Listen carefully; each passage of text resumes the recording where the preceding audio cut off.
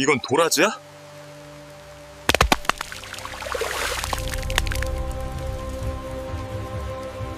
군화발 밑에서 10년 묵은 자연산 더덕이 처참하게 으깨졌습니다. 그 순간 촌스러운 몸빼 바지를 입고 넘어져 있던 여자의 눈빛이 순식간에 살모사처럼 변했습니다. 내 놈들 퇴직금을 다 합쳐도 이 더덕값은 안 되겠다. 고작 더덕 하나 밟았을 뿐인데 대한민국 최정예 용병 17명이 호미 한 자루에 참교육당할 줄 누가 알았을까요? 전설의 킬러가 산골 아줌마로 위장해 살아가던 이유, 그리고 그녀의 분노가 불러온 통쾌한 복수극.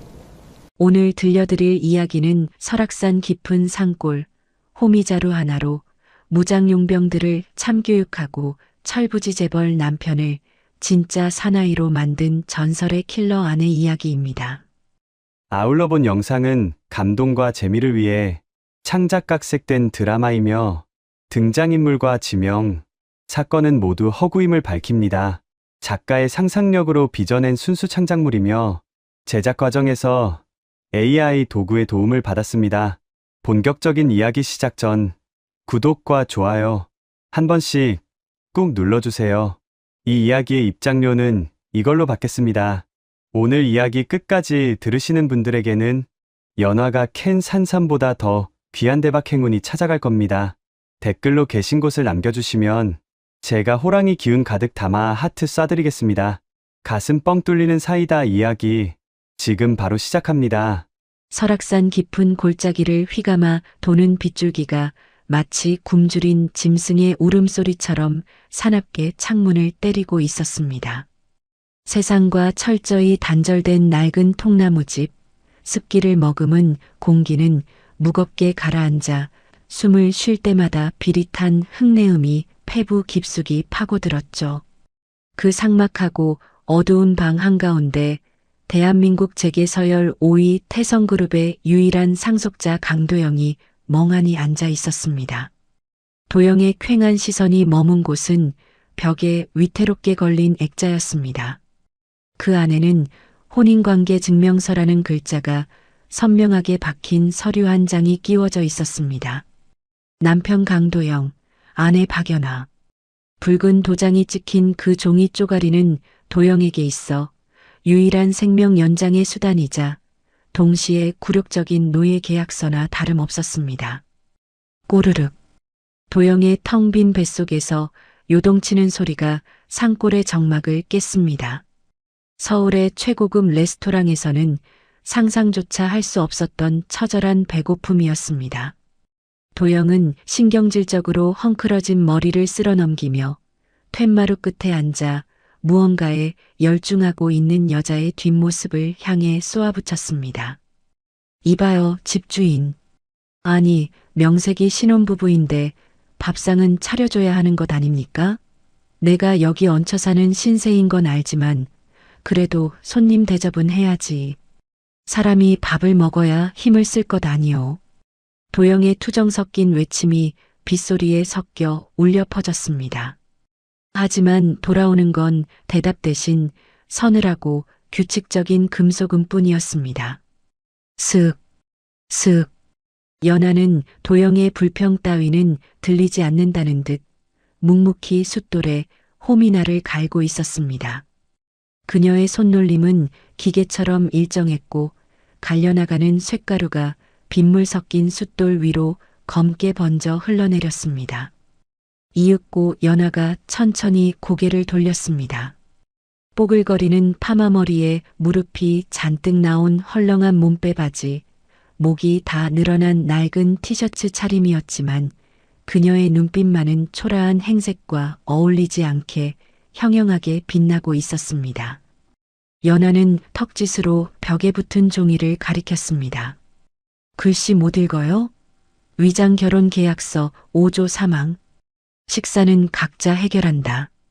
밥 투정할 힘 있으면 나가서 빗물이라도 받아와요. 연하의 목소리는 건조하기 짝이 없었습니다. 도영은 기가 차서 입을 딱 벌렸습니다. 자신이 누군지 뻔히 알면서도 저런 태도를 보이는 여자가 괘씸하기 짝이 없었죠. 참. 내가 그룹 회장만 되면 위자료로 강남 아파트 한 채를 준다니까? 지금 나한테 잘 보이면 인생이 펴는 건데 이 꽉 막힌 여자가 진짜. 도영이 억울함에 목소리를 높이려던 찰나였습니다. 연아가 숫돌에 갈던 호미를 내려놓고 옆에 세워져 있던 도끼를 집어들었습니다. 그리고는 망설임 없이 도영의 눈앞에 있는 마루 바닥을 향해 내리찍었습니다. 쿵! 묵직한 파열음과 함께 도끼날이 나무 바닥 깊숙이 박혔습니다. 도영의 발가락에서 불과 한 뼘도 차이나지 않는 거리였습니다. 도영은 히익하고 숨을 들이켜며 엉덩방아를 찧었습니다.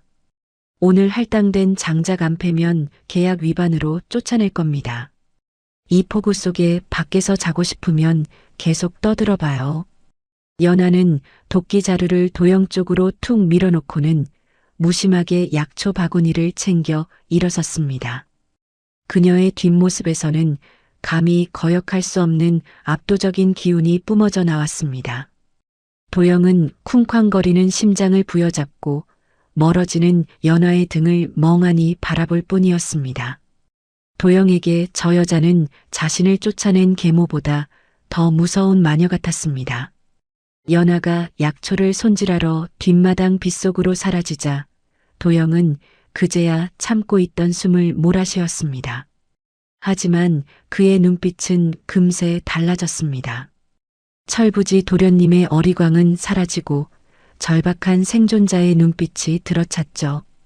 도영은 소리 죽여 안방으로 기어 들어갔습니다.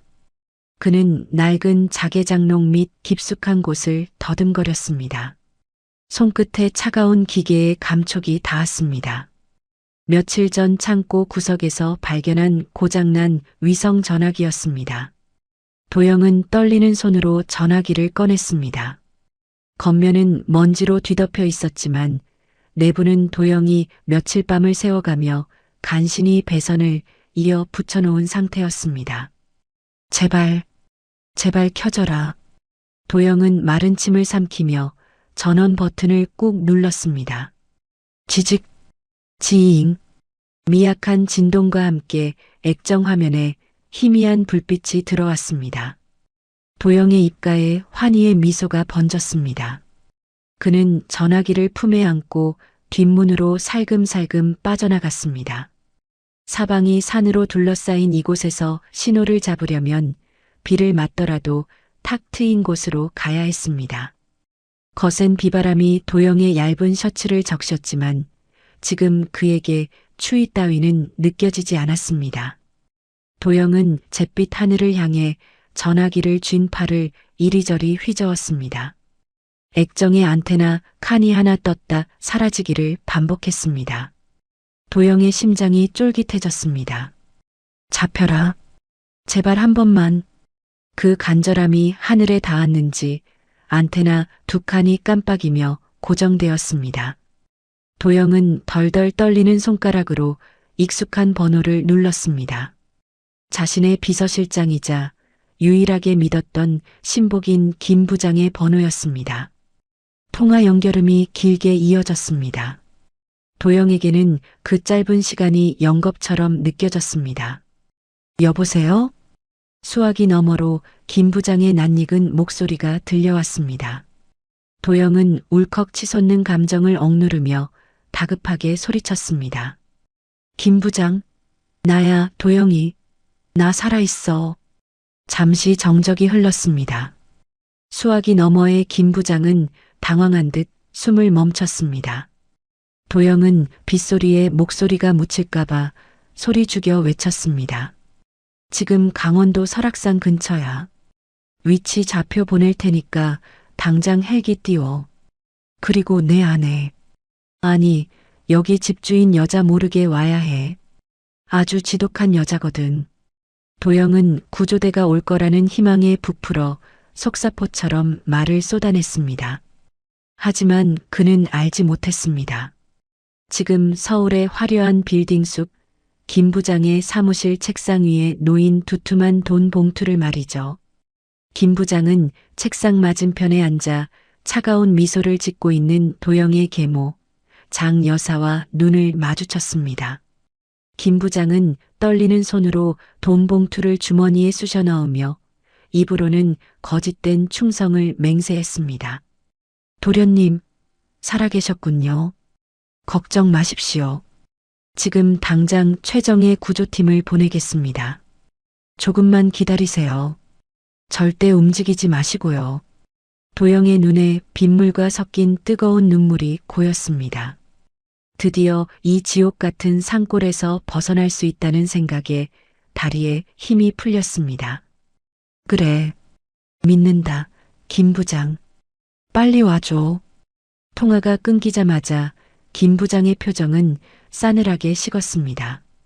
그는 즉시 도영의 실시간 위치 정보를 전송했습니다. 수신이는 장 여사가 고용한 해결사 최 실장이었습니다. 타겟 위치 확보, 즉시 제거 바람. 메시지 전송 버튼을 누르는 김 부장의 손에는 일말의 망설임도 없었습니다. 같은 시각 설악산 아래 비포장도로에는 짙은 어둠이 깔려 있었습니다. 폭우를 뚫고 전조등을 모두 끈 검은색 승합차 세대가 유령처럼 산길을 오르고 있었습니다. 타이어가 진흙을 밟는 소리조차 들리지 않을 만큼 은밀한 움직임이었습니다. 차 안에는 무장을 한 거구의 남자들이 살기등등한 눈빛으로 전방을 주시하고 있었습니다. 아무것도 모르는 도영은 콧노래를 흥얼거리며 통나무 집으로 돌아왔습니다. 비에 젖은 생쥐꼴이었지만 구조대가 온다는 생각에 밥을 먹지 않아도 배가 불렀습니다. 그는 방바닥에 대자로 누워 천장을 바라보며 상상의 나래를 펼쳤습니다. 헬기를 타고 화려하게 귀환하여 자신을 구박했던 연화에게 돈다발을 뿌려주는 통쾌한 상상을 말이죠. 한편 부엌에서 저녁 준비를 하던 연화의 손이 뚝 멈췄습니다. 도마 위에서 팔을 썰던 칼질 소리가 멈추자 빗소리만이 집안을 가득 채웠습니다. 하지만 연화에게는 그 빗소리 너머의 이질적인 적막이 더 크게 다가왔습니다. 연화는 고개를 들어 창밖을 응시했습니다. 폭풍 후 탓이라기엔 지나치게 고요했습니다. 평소라면 비를 피해 처마 밑으로 모여들던 산새들조차 인기척을 감췄습니다. 숲 전체가 마치 숨을 죽인 듯 죽은 듯이 고요해졌습니다. 그것은 맹수가 나타나기 직전 숲의 생명체들이 본능적으로 느끼는 공포의 침묵이었습니다. 연화의 눈동자가 가늘어졌습니다. 냄새가 나네. 연화는 빗물 냄새 틈새로 스며드는 비릿한 살기를 감지했습니다. 단순한 산짐승이나 길 잃은 등산객의 기척이 아니었습니다. 훈련받은 자들만이 낼 수 있는 조직적이고 은밀한 발소리가 젖은 땅을 타고 미세한 진동으로 전해져 왔습니다. 연화는 썰고 있던 팔을 내려놓고 부엌 구석에 놓인 숫돌 앞으로 다가갔습니다. 그리고 아까 갈아두었던 호미를 집어들었습니다. 형광등 불빛 아래서 호미날이 서늘한 빛을 뿜어냈습니다. 연화는 호미를 허리춤 깊숙이 위급할 때 손이 가장 닿기 쉬운 곳에 꽂아 넣었습니다. 그녀는 발소리를 죽여 자신의 침실로 향했습니다. 굳게 닫힌 침실 문에는 묵직한 자물쇠가 채워져 있었습니다. 연화는 자물쇠를 한번 잡아당겨 단단히 잠겨 있는지 확인했습니다. 그 안에는 그녀가 세상과 작별하며 봉인해둔 과거의 유물들이 잠들어 있었습니다. 누구에게도 특히 남편에게는 절대 보여주고 싶지 않은 비밀이었습니다. 오늘 저녁은 조용히 넘어가나 했더니 연화가 혀를 차며 거실로 나왔습니다. 그때 도영이 해맑은 표정으로 부엌을 기웃거렸습니다. 여보, 아니 집주인 양반, 밥 다 됐소? 오늘따라 배가 많이 고프네. 도영은 아무것도 모른 채 밥상머리에 앉아 숟가락을 들려 했습니다. 그 순간이었습니다. 탁! 연하가 바람처럼 다가와 도영의 손목을 낚아챘습니다. 그리고 다른 한 손으로는 도영의 입을 거칠게 틀어막았습니다. 읍, 읍. 도영이 놀라 눈을 동그랗게 뜨고 반항하려 했습니다. 하지만 연하의 악력은 상상을 초월했습니다. 마치 강철 수갑을 찬 듯 꼼짝도 할 수 없었습니다. 연하는 도영의 귀에 대고 낮지만 단호한 목소리로 속삭였습니다. 조용히 해. 죽고 싶지 않으면. 도영의 등골이 오싹해졌습니다. 연하의 눈빛은 아까 장작을 패라며 핀잔을 주던 그 눈빛이 아니었습니다. 그것은 먹잇감을 노리는 사냥꾼, 안희적을 마주한 전사의 눈빛이었습니다. 연하는 턱짓으로 창문 밖을 가리켰습니다. 도영의 시선이 연하가 가리키는 곳으로 향했습니다. 칠흑 같은 어둠 속 빗줄기 사이로 무언가가 번뜩였습니다. 전조등을 끈 차량의 미등 불빛이 아주 잠깐 반딧불이처럼 스쳐 지나갔습니다. 한 대가 아니었습니다. 여러 대의 차량이 집을 향해 포위망을 좁혀오고 있었습니다. 도영의 얼굴이 백지장처럼 하얗게 질렸습니다. 구조대가 아니었습니다. 자신을 죽이러 온 사신들이었습니다. 저게 뭐야? 도영이 연하의 손바닥 안에서 웅얼거렸습니다. 연하는 잡고 있던 도영의 손목을 놓아주며 호미 자루를 고쳐 잡았습니다. 손님들이 오셨네. 아주 예의 없고 거친 손님들이. 창밖에는 천둥이 치며 하늘이 번쩍였습니다. 그 짧은 섬광 속에서 연하의 얼굴은 무심했지만 눈동자는 차갑게 식어 있었습니다. 평화롭던 저녁 식사 시간은 끝났습니다. 이제부터는 생존을 위한 처절한 사투가 시작될 참이었습니다. 하늘에 구멍이라도 뚫린 듯 퍼붓는 장대비가 낡은 통나무집을 집어삼킬 기세로 몰아치고 있었습니다. 빗줄기는 사선으로 창문을 거세게 때리며 공포감을 조성했고 멀리서 들려오는 우레 같은 천둥 소리는 곧 닥쳐올 재앙을 예고하는 전쟁의 북소리처럼 요란했죠. 박연아는 굳게 닫힌 현관문을 한 번, 그리고 두려움에 떨고 있는 강도영을 한 번 바라보았습니다. 그녀의 눈빛은 비바람보다 더 차갑고 매서웠습니다. 연하가 도영의 어깨를 거칠게 잡아 끌어 안방 구석에 있는 자개장롱 앞으로 밀쳤습니다. 잔말 말고 들어가요. 내가 나오라고 할 때까지 숨소리도 내지 마요. 도영은 입술을 파르르 떨며 연하의 옷자락을 다급하게 붙잡으려 했습니다. 갑자기 왜 이래? 저 밖에는 누가? 죽기 싫으면 시키는 대로 해요. 연하의 낮고 서늘한 일갈에 도영은 딸꾹질하듯 입을 다물었습니다. 평소에 무심하고 퉁명스러운 말투와는 차원이 다른 진짜 살기가 어린 목소리였기 때문입니다. 도영은 쫓기듯 장롱 문을 열고 퀴퀴한 이불들 사이로 몸을 구겨 넣었습니다. 연하는 장롱 문이 닫히는 것을 확인하자마자 미련 없이 몸을 돌렸습니다. 그녀는 적들과 정면으로 마주치는 대신 부엌 뒷문으로 향했습니다. 갇힌 공간에서 방어하기보다는 어둠 속으로 스며들어 적들의 규모와 위치를 파악하는 편이 훨씬 유리했으니까요. 연하가 빗속으로 사라지고 집안에는 무거운 정적만이 감돌았습니다. 장롱 속에 쭈그리고 앉은 도영은 양손으로 입을 틀어막았습니다. 심장이 쿵쿵거려 갈비뼈가 아플 지경이었습니다. 칠흑 같은 어둠 속에서 들려오는 것은 오직 지붕을 때리는 거센 빗소리와 자신의 거친 숨소리뿐이었습니다. 나프탈렌 냄새와 묵은 이불 냄새가 코를 찔렀지만 그것조차 느낄 겨를이 없었습니다. 잠시 후 밖에서 질척이는 소리가 들려왔습니다. 진흙탕을 밟는 묵직한 구나 발소리였습니다. 하나가 아니었습니다. 뚜벅, 뚜벅. 수십 개의 발소리가 집을 포위하듯 조여오고 있었습니다. 칙, 타겟 확인, 진입해. 무전기 너머로 들리는 기계적인 목소리가 도영의 고막을 찔렀습니다. 도영은 눈을 질끈 감았습니다. 쾅! 굉음과 함께 현관문이 박살나며 나무 파편이 거실로 튀었습니다. 습하고 비릿한 바람과 함께 흙탕물 묻은 검은 군화들이 집 안으로 들이닥쳤습니다. 최 실장이 지휘하는 해결사 팀이었습니다. 선두에 선 행동대장 곰이 거대한 덩치로 좁은 거실을 장악했습니다. 그는 젖은 머리를 털며 짐승처럼 주위를 둘러보았습니다. 쥐새끼가 어디 숨었나? 샅샅이 뒤져. 곰의 고함에 용병들이 일사불란하게 움직였습니다.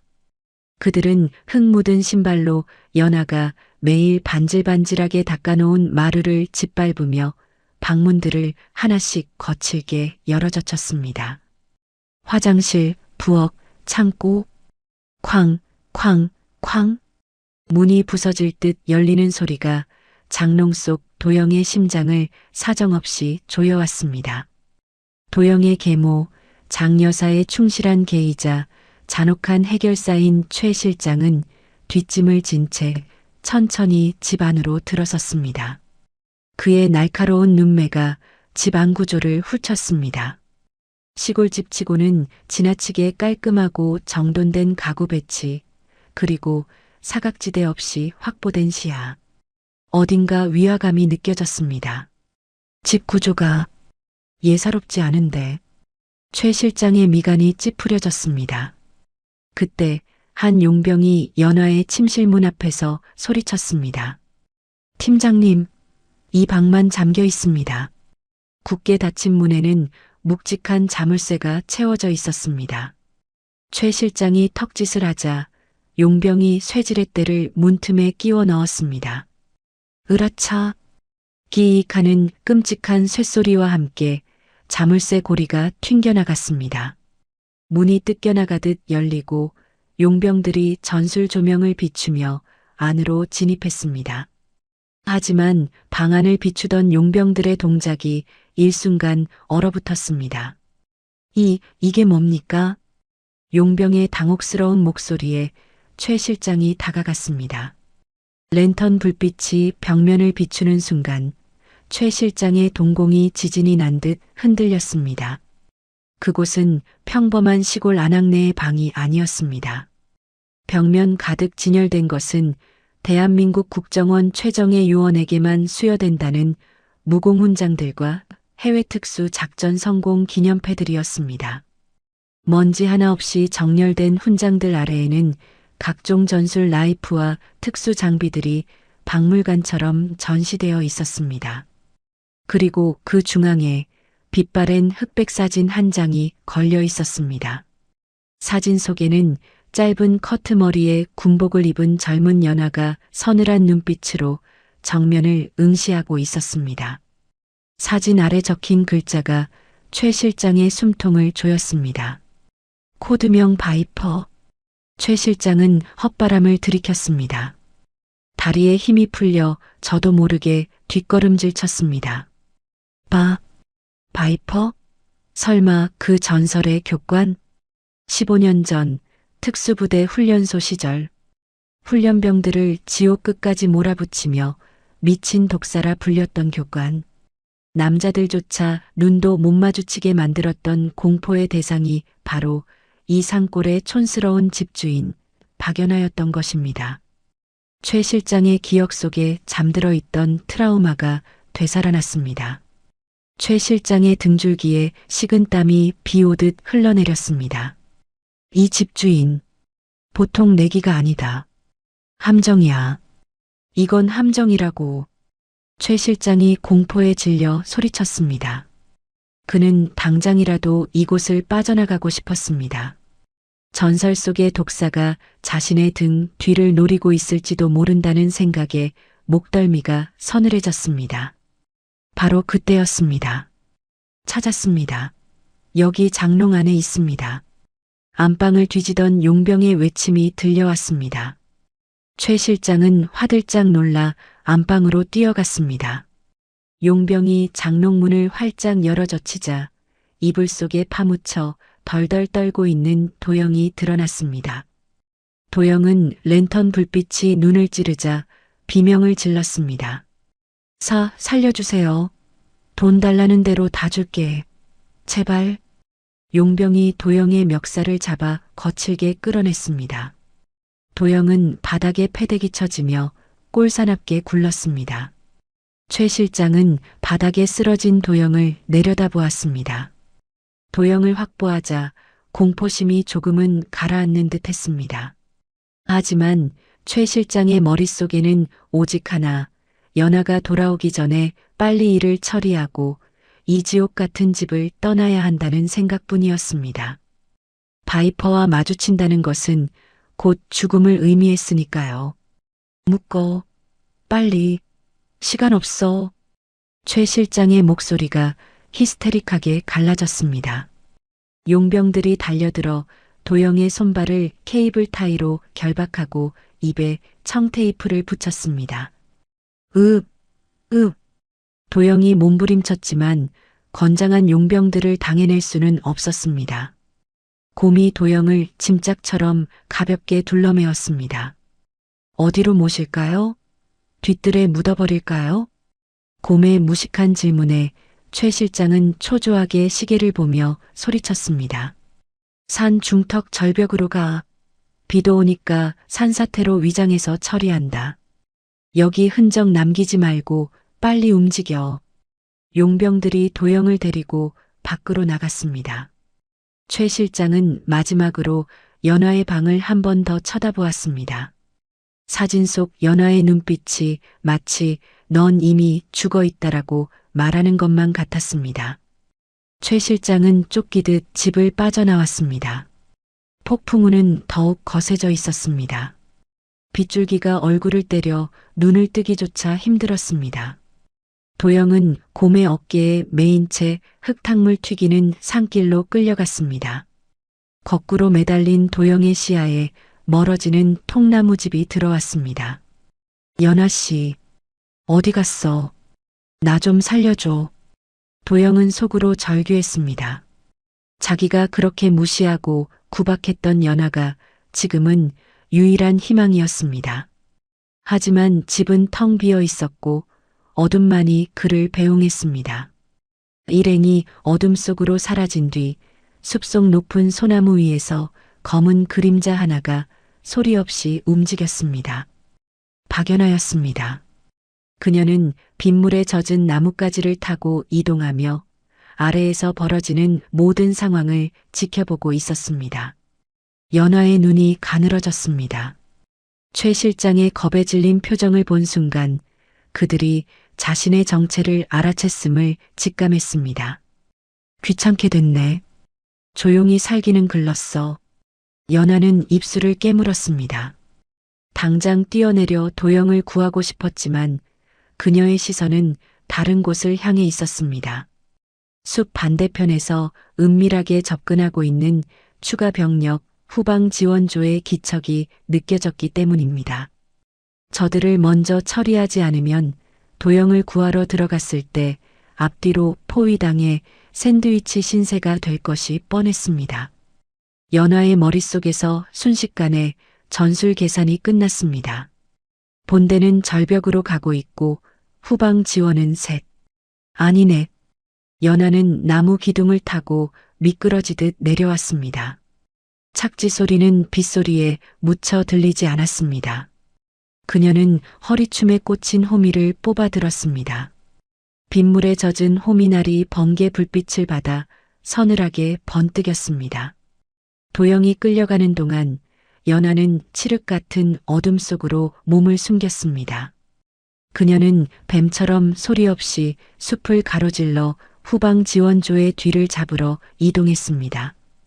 그 시각 산 중턱 절벽으로 향하는 최 실장은 자꾸만 뒤를 돌아보았습니다. 등 뒤가 서늘했습니다. 누군가가 자신을 보고 있다는 느낌, 15년 전 훈련소 흙바닥에서 구를 때 느꼈던 그 지독한 살기가 느껴졌기 때문입니다. 최 실장은 곰에게 소리쳤습니다. 더 빨리 움직여. 뛰라고.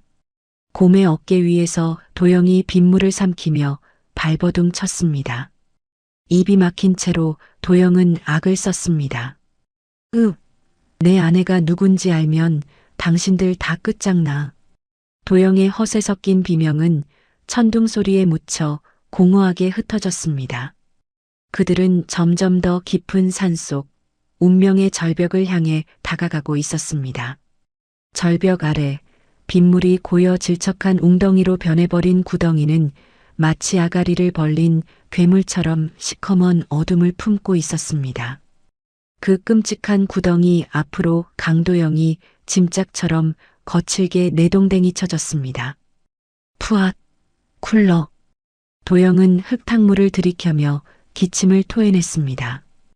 입에 붙어있던 청테이프가 진흙과 함께 떨어져 나가자 도영은 숨을 헐떡이며 빗속에서 고개를 쳐들었습니다. 그의 눈앞에는 최 실장이 젖은 머리카락을 쓸어 넘기며 새파란 눈빛으로 서 있었죠.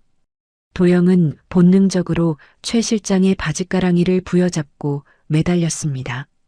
비에 젖은 머리카락이 얼굴에 들러붙어 꼴이 말이 아니었지만 지금 그에게 체면 따위는 중요하지 않았습니다. 오직 살고 싶다는 본능만이 그를 지배하고 있었습니다. 살려주세요. 제발. 위자료 받은 거 2배, 아니 10배로 줄게요. 나 돈 많아. 태성그룹 알지? 내가 거기 회장 될 사람이라고. 도영은 비굴하게 애원하며 바닥에 머리를 조아렸습니다. 하지만 최 실장의 표정은 탐욕이 아닌 초조함으로 일그러져 있었습니다. 그는 연화의 방에서 본 사진, 바이퍼의 서늘한 눈빛이 주는 공포감에 이성이 마비된 상태였습니다. 시끄러워. 돈이고 뭐고 내 놈 때문에 우리가 다 끝장나게 생겼어. 최 실장은 도영을 거칠게 밀어넣으며 부하들을 재촉했습니다. 도영이 비명을 지르며 뒤로 밀려나 구덩이 바닥으로 굴러떨어졌습니다. 최 실장은 쫓기는 사람처럼 주변을 두리번거리며 히스테릭하게 소리쳤습니다. 빨리 덮어. 뭐하고 있어. 1분 안에 끝내. 그의 명령에 용병들이 삽을 들고 젖은 흙을 퍼나르기 시작했습니다. 철퍽, 철퍽. 무거운 흙덩어리가 도영의 몸 위로 쏟아져 내렸습니다. 으아, 안 돼. 이거 치워. 살려줘. 도영이 발버둥 쳤지만 물먹은 흙의 무게는 상상을 초월했습니다. 다리가 묻히고 허리가 묻히고 순식간에 가슴팍까지 차가운 흙이 차올랐습니다. 숨이 턱턱 막혀왔습니다. 죽음이 코앞까지 다가왔다는 공포의 도영은 눈물 콧물을 쏟으며 절규했습니다. 여보, 연아씨, 나 좀 살려줘요. 바로 그 순간이었습니다. 내 남편 묻으려면 허락부터 받아야지. 건조하고 낮은 목소리가 거센 빗소리를 뚫고 울려 퍼졌습니다. 삽질을 하던 용병들이 일제히 동작을 멈췄습니다. 최 실장이 쏘스라치게 놀라 뒤를 돌아보았습니다. 용병들이 전술 조명을 소리난 곳으로 비췄습니다. 눈부신 빛기둥이 어둠을 가르고 한 사람을 비추었습니다. 하지만 그곳에 서 있는 것은 특수부대 장비를 갖춘 전사가 아니었습니다. 헐렁한 꽃무늬 몸빼 바지에 다 늘어난 티셔츠, 빗물에 젖어 축 늘어진 파마머리를 한 촌스러운 시골 아줌마였습니다. 박연아였습니다. 그녀는 숲속에 숨어있던 후방 지원조를 모두 처리하느라 늦게 도착한 탓에 숨을 약간 몰아쉬고 있었습니다. 한 손에는 흙 묻은 낡은 호미를 들고 등에는 약초 망태기를 메고 있는 모습은 영락없는 산골 약초꾼이었죠. 최 실장은 자신의 눈을 의심했습니다. 방금 전 사진으로 봤던 그 서늘하고 날카로운 바이퍼 교관과 눈앞에 이 볼품없는 여자가 도무지 매치되지 않았기 때문입니다. 뭐야? 저 아줌마는? 최 실장의 옆에 있던 용병이 헛웃음을 터뜨렸습니다. 잔뜩 긴장했던 것이 허무해진 탓인지 그는 연화에게 다가가며 위협적으로 굴었습니다. 아줌마 죽고 싶어 환장했어? 여기가 어디라고 끼어들어? 가서 잠이나 자. 용병이 연화의 어깨를 거칠게 밀쳤습니다. 어이쿠. 연화는 힘없이 뒤로 밀려나며 진흙 바닥에 엉덩방아를 찧었습니다. 폼나게 등장했던 것 치고는 너무나 허무하고 초라한 모습이었습니다. 하지만 그때 비극이 일어났습니다. 연화가 넘어지면서 등에 메고 있던 망태기가 엎어졌고 그 안에서 귀한 약초들이 진흙탕으로 쏟아져 내린 것입니다. 개중에는 어른 팔뚝만 한 굵기를 자랑하는 연화가 오늘 하루 종일 비 내리는 험한 절벽을 타며 찾아 헤맸던 10년 묵은 자연산 더덕이 포함되어 있었습니다. 연화의 눈이 커졌습니다. 그녀의 시선은 넘어진 자신의 몸보다 흙탕물로 굴러가는 더덕을 쫓고 있었습니다.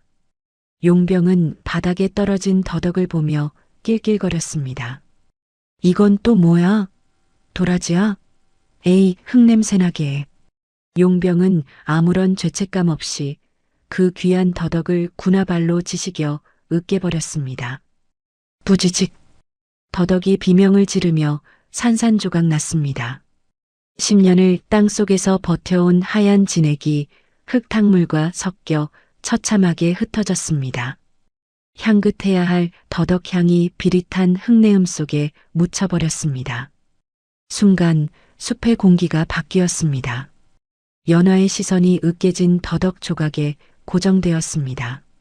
조금 전까지 멍하던 그녀의 눈동자가 순식간에 차갑게 가라앉았습니다. 그것은 더 이상 사람의 눈이 아니었습니다.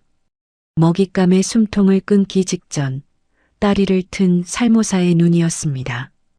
도영은 구덩이 안에서 그 눈빛을 보았습니다. 본능적으로 등골이 오싹해졌습니다. 아침에 장작을 안 팼을 때 보았던 그 눈빛보다 100배는 더 무시무시했습니다. 여보, 도망쳐. 이 사람들 괴물이야. 도영이 목이 터져라 소리쳤지만 연화의 귀에는 들리지 않았습니다. 연화의 머릿속에는 오직 맹렬하게 계산기 두드리는 소리만이 울려 퍼지고 있었습니다. 저게 얼마짜린데?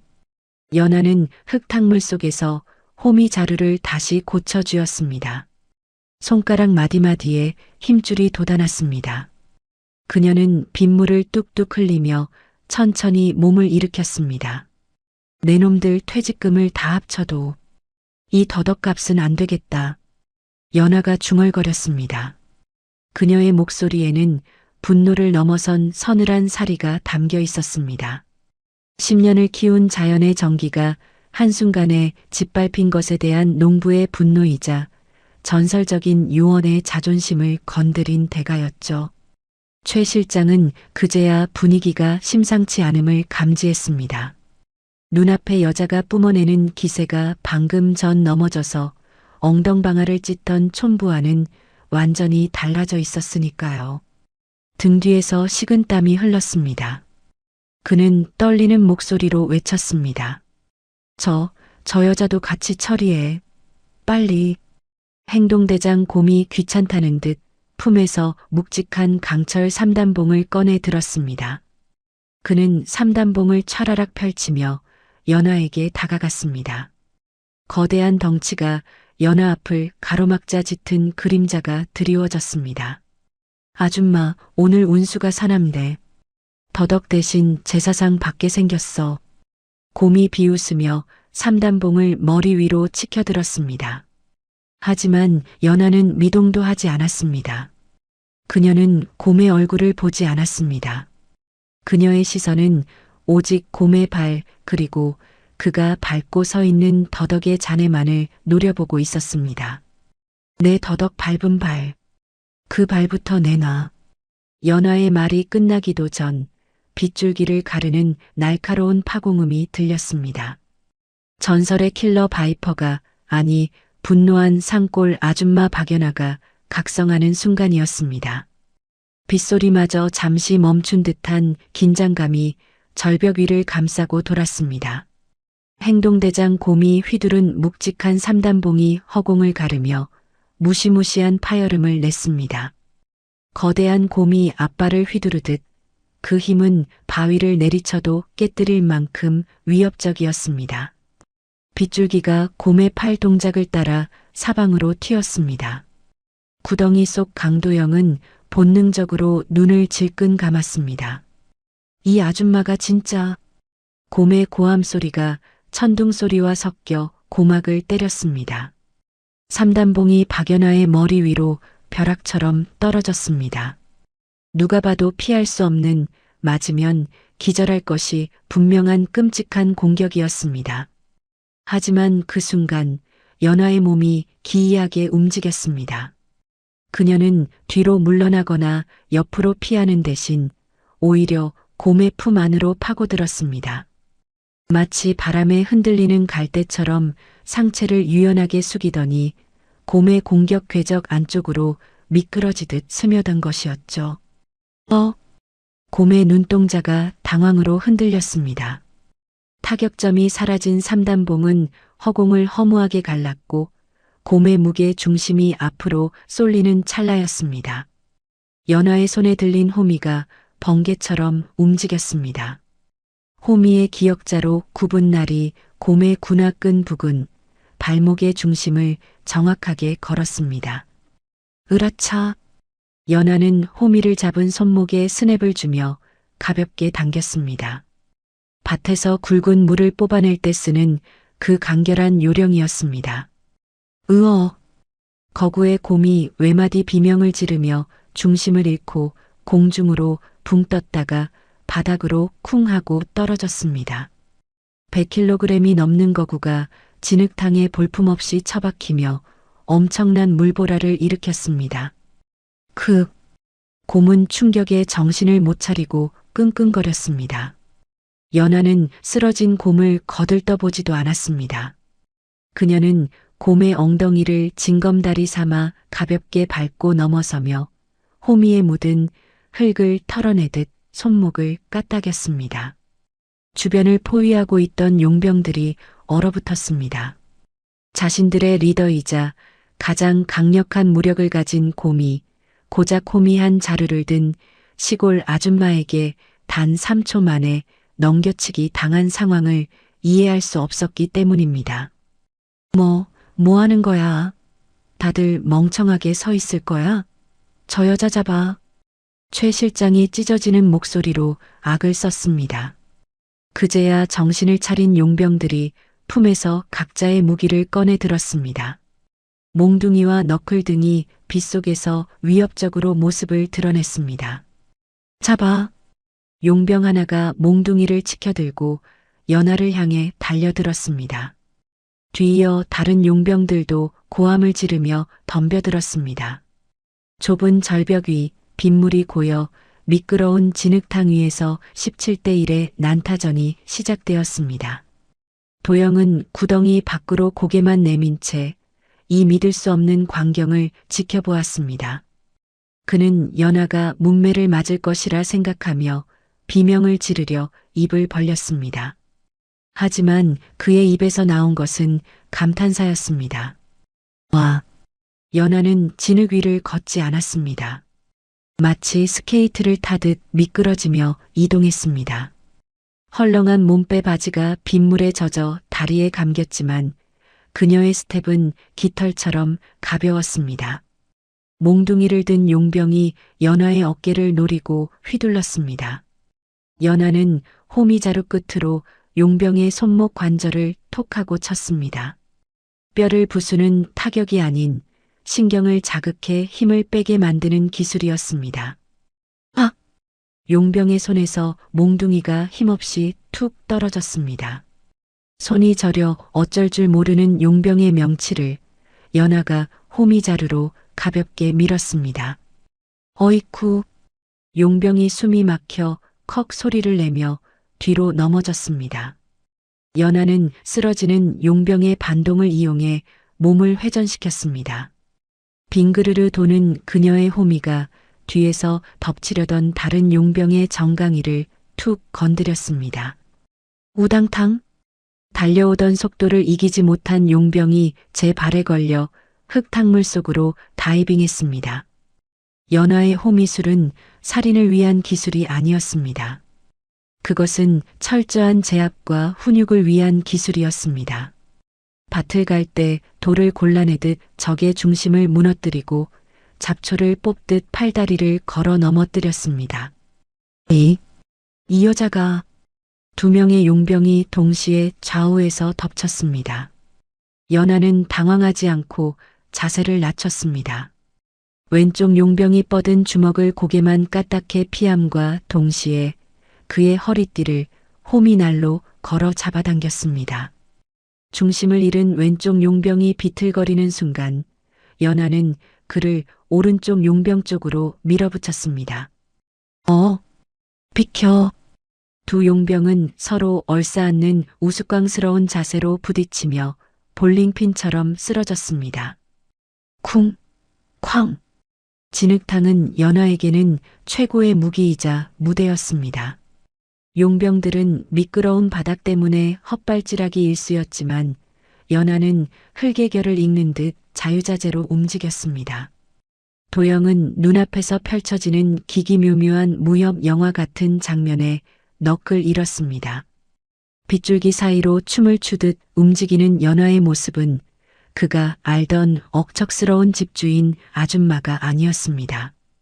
호미가 허공을 가를 때마다 빗물이 부채꼴로 흩뿌려졌고 그때마다 건장한 사내들이 추풍낙엽처럼 나가떨어졌습니다. 으악! 내 엉덩이! 크악! 아이고 배야! 용병들의 앓는 소리가 빗소리를 뚫고 울려 퍼졌습니다. 연하의 입에서는 거친 숨소리 대신 묘한 중얼거림이 리듬을 타고 흘러나오고 있었습니다. 이건 3년 된 더덕감. 퍽! 호미의 넓은 면이 용병의 엉덩이를 찰지게 때렸습니다. 이건 5년 된 둥글레감. 딱! 호미자루가 용병의 꿀밤을 때리듯 이마를 가격했습니다. 그리고 이건 내 10년 묵은 자연산 더덕값이다. 이놈들아! 연하의 분노가 폭발했습니다. 마지막 남은 용병 3명이 동시에 달려들자 연하는 호미를 거꾸로 쥐었습니다. 그녀는 바닥에 진흙을 호미로 강하게 긁어 뿌렸습니다. 시커먼 흙탕물이 용병들의 얼굴을 정통으로 덮쳤습니다. 으악! 눈! 내 눈! 시야가 차단된 용병들이 눈을 비비며 허우적거렸습니다. 그 틈을 연하는 놓치지 않았습니다. 그녀는 마치 박고랑을 다지듯이 빠르고 정확하게 3명의 다리를 걸었습니다. 로우킥처럼 빠르고 강력한 발걸기였습니다. 으라차차! 용병들이 도미노처럼 차례대로 쓰러지며 진흙탕에 처박혔습니다. 불과 3분이 채 지나지 않은 시간이었습니다. 최정예라 자부하던 해결사팀 전원이 시골 아줌마의 호미 한 자루와 현란한 스텝에 농락당해 바닥을 뒹굴고 있었습니다. 현장에는 거센 빗소리와 용병들의 신음소리만이 남았습니다. 연하는 거친 숨을 몰아쉬며 허리를 폈습니다. 빗물에 젖은 몸빼 바지가 무거웠지만 그녀의 어깨는 당당했습니다. 연하는 쓰러져 끙끙대는 용병의 옷자락에 호미를 쓱 문질렀습니다. 날에 묻은 진흙을 닦아내는 동작은 지극히 태연하고 보는 이로 하여금 경외감을 느끼게 했습니다. 아이고 삭신이야. 비 오는 날 이게 무슨 생고생이람. 빨래는 또 언제 하누.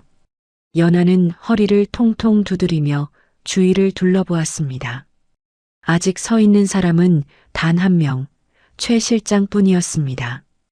도영은 구덩이 안에서 입을 다물지 못했습니다.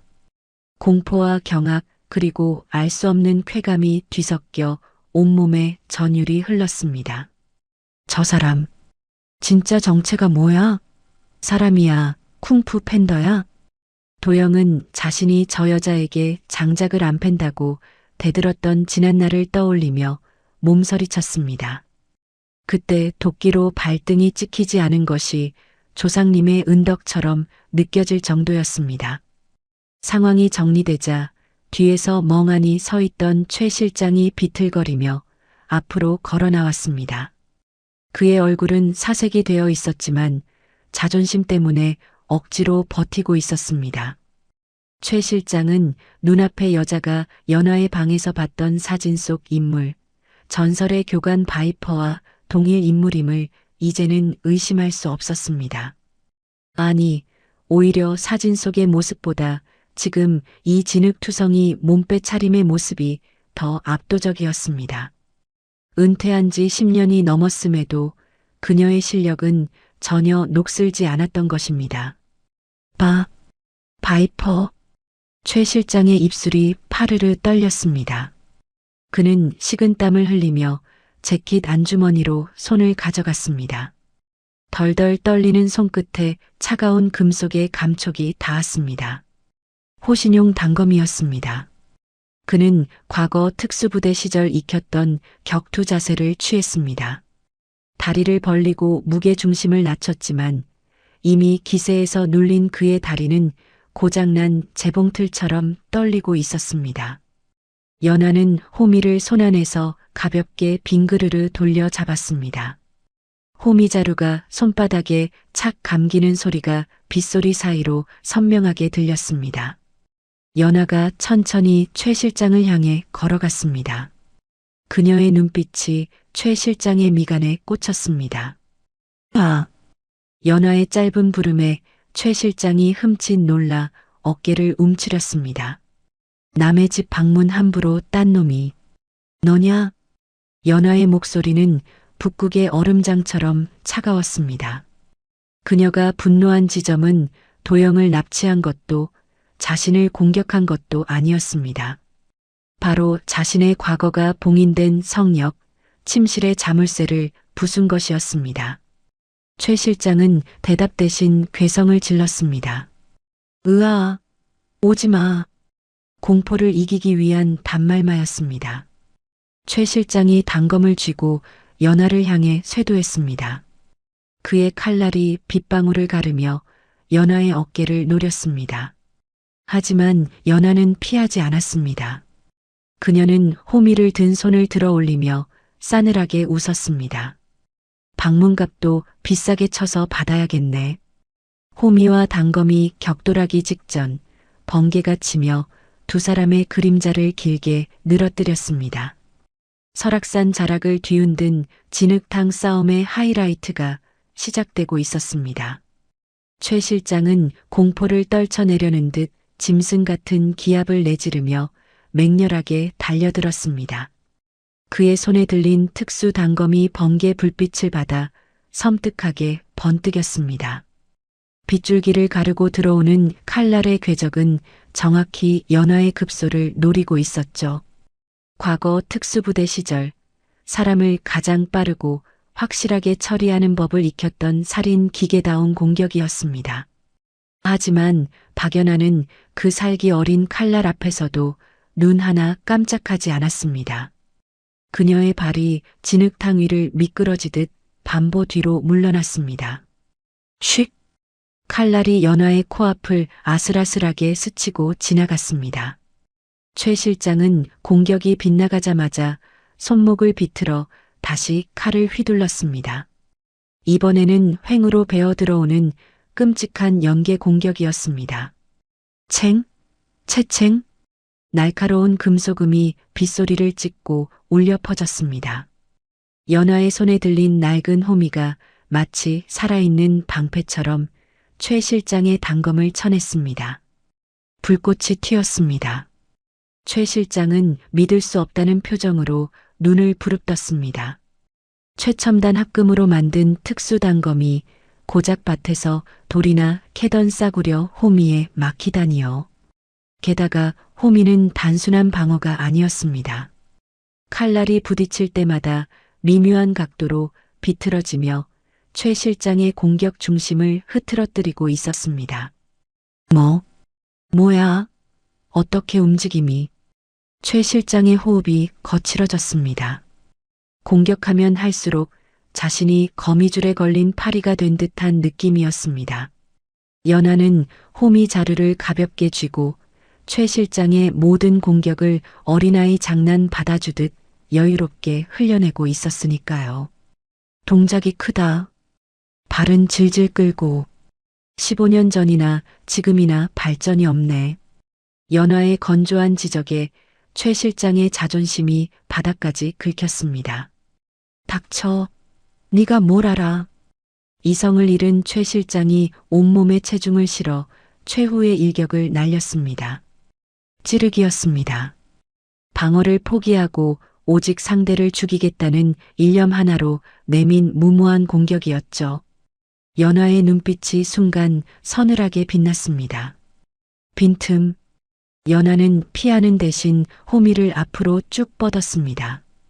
호미의 기역자로 굽은 날 사이로 최 실장의 단검날이 정확하게 끼어 들어갔습니다.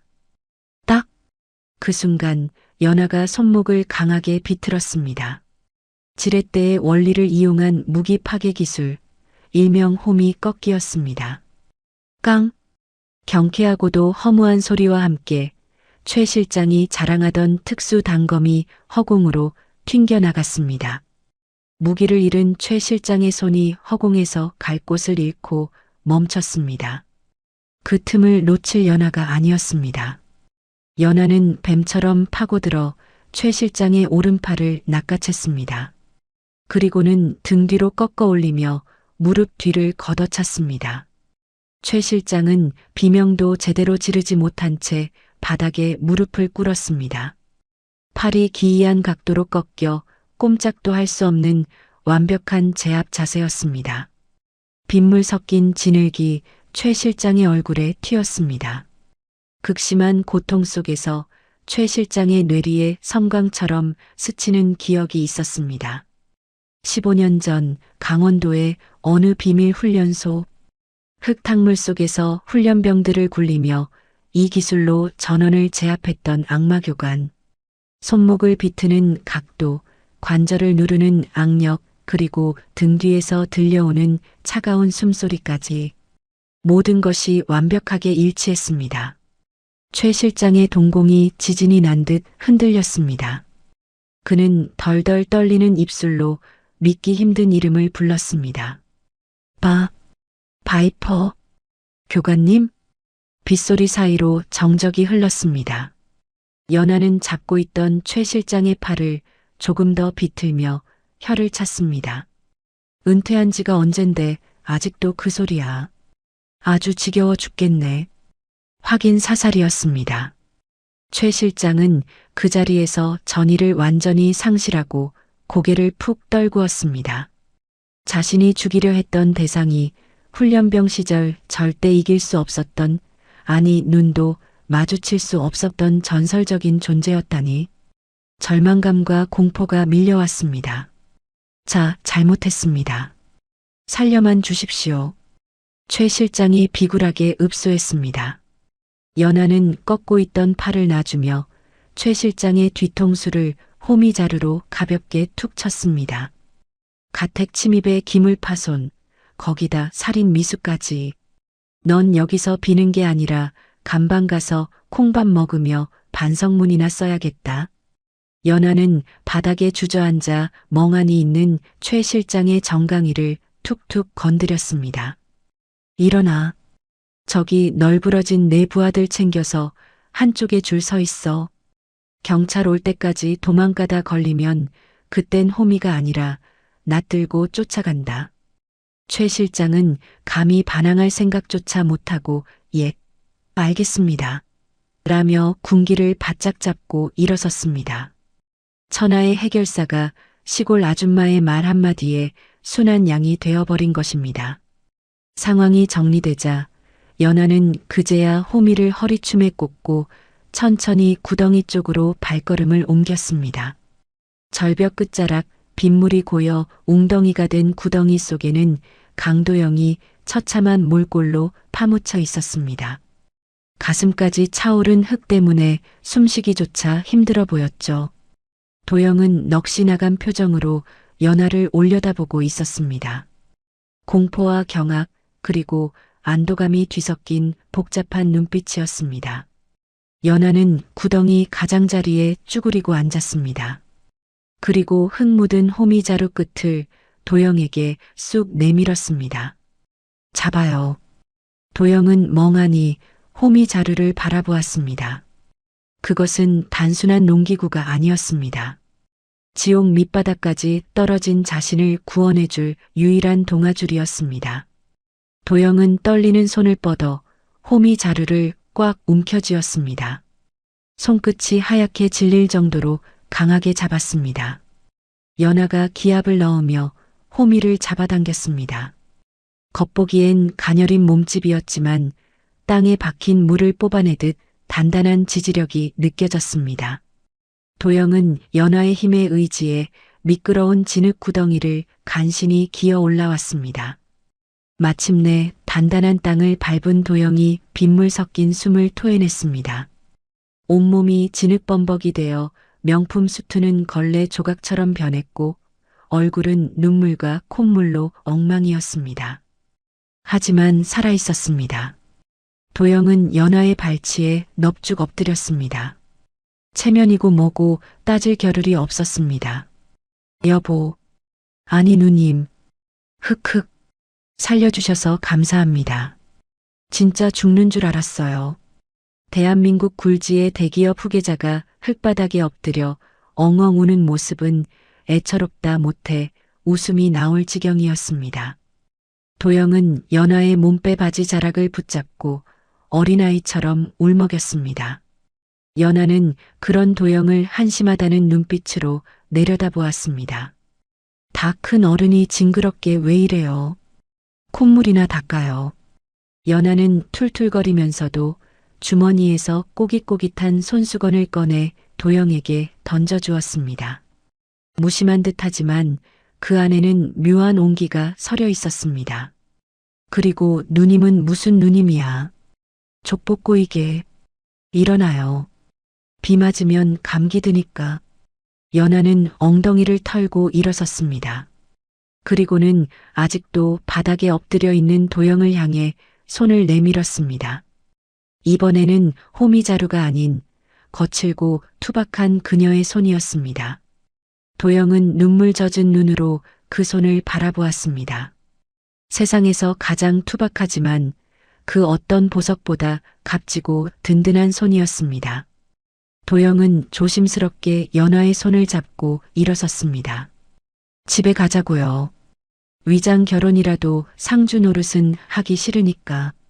연하는 쿨하게 등을 돌려 앞장섰습니다.